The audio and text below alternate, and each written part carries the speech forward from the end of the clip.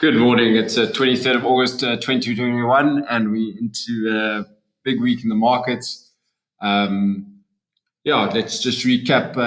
Last week, obviously, some of the Aussie heavyweights taking a big hit.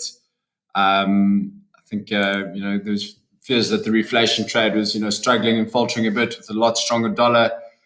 But I think all in all, the week, S&P grinded back higher. I think a lot of the options market are a bit elevated in terms of risk that's on the table. But I think everyone's the market doesn't really go down when everyone's thinking the same thing.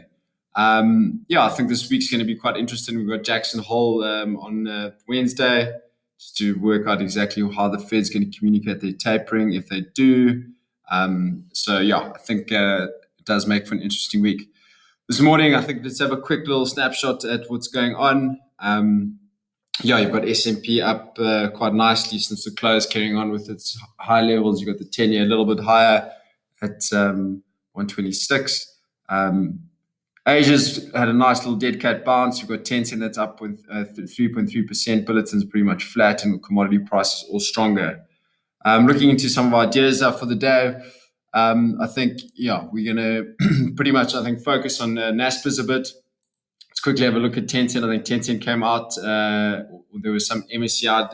There's a decision the Hang Seng to up their weighting as well. So they've performed a little bit better this morning. They're sort of hanging in there. 443, sort of the level that you want to hold. So they're trading quite well this morning. I think Naspers, by proxy, should have a decent bounce this morning. I think we need to be patient there. There is still quite a lot of selling, but definitely one where I think you can get quite a big snapback.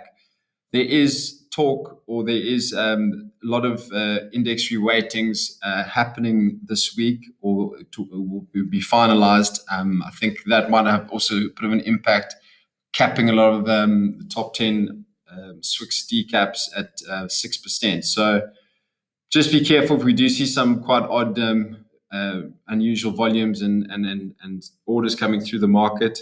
We'll try to give a little bit of clarity more on that as we go.